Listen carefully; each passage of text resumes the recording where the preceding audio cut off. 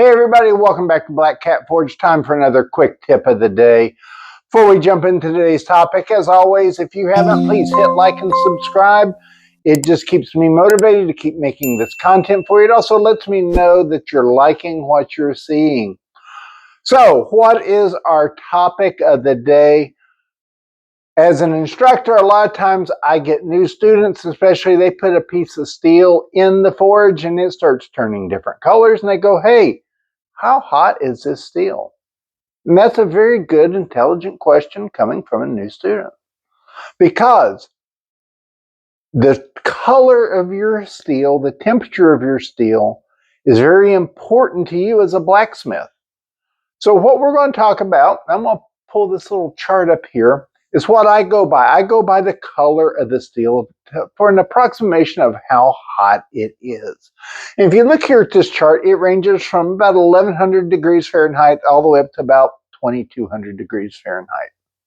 And as you can watch, the colder it is, the darker, and as it goes up, it gets lighter and brighter. There's a few temperatures in here that are very important, and I'm going to talk about those. So the very first one, if you look at that, when it's at 1100 degrees, when it's that dark red color, that's your key to stop hitting the steel. Please don't think I can hit it one more time. As the steel gets colder past this point, it becomes more brittle. You can introduce stress fractures. You can introduce defects into your work. It's not worth it to hit it at this color or lower. Go ahead, put it back in the forge, bring it back up to the right temperature.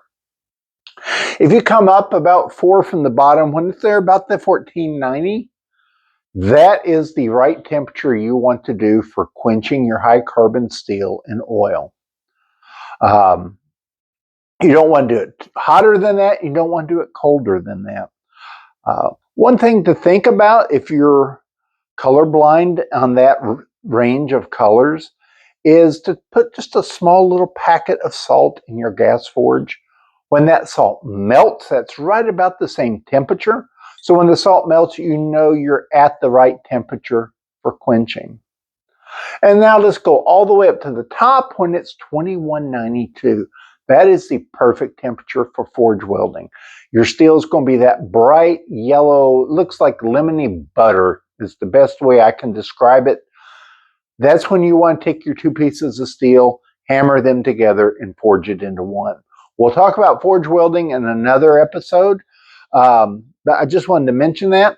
And the one thing you have to be careful is once you get there to that temperature range, you're only about 200 degrees away from the point that steel will burn. Now, does steel burn like wood? No, it's not going to have big flames coming off of it. When steel burns, it actually starts oxidizing. In other words, it starts rusting. It rusts away. Also, it starts to melt. So you can have a very nice piece of steel that you've worked very hard on. You're getting up to forge welding temperature in a coal forge. You get distracted. It gets too hot, and you pull out just a nub of your steel left, and it's kind of like a 4th of July sparkler for a moment or two.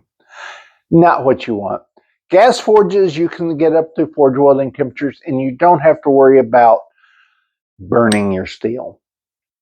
Coal forges, yes, you do need to be aware of that, and that's just all part of the learning process.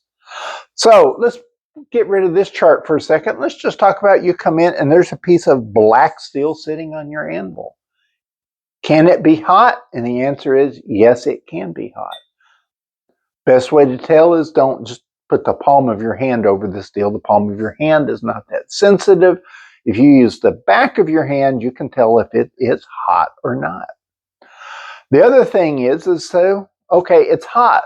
How hot is it? I can give you one little trick that'll give you a rule of thumb as to the approximate temperature of the steel as it's black, because you have to remember steel turns black at around 800 degrees, is to get some water in your hands from the quench tank and sprinkle it on the steel. If it sizzles and steams, you know it's above 200 degrees Fahrenheit. If you sprinkle it and it doesn't, then you know it's about 200 or below. Just a rough rule of thumb to let you know how hot that steel is. Probably still too hot for you to pick up. Leave it alone, let it cool down, or get a pair of tongs to pick it up with. Don't pick it up with your bare hands.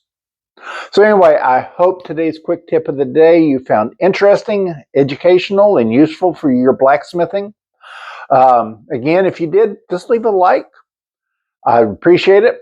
So everybody have a great day, blacksmith safe, and I'll see you in another episode.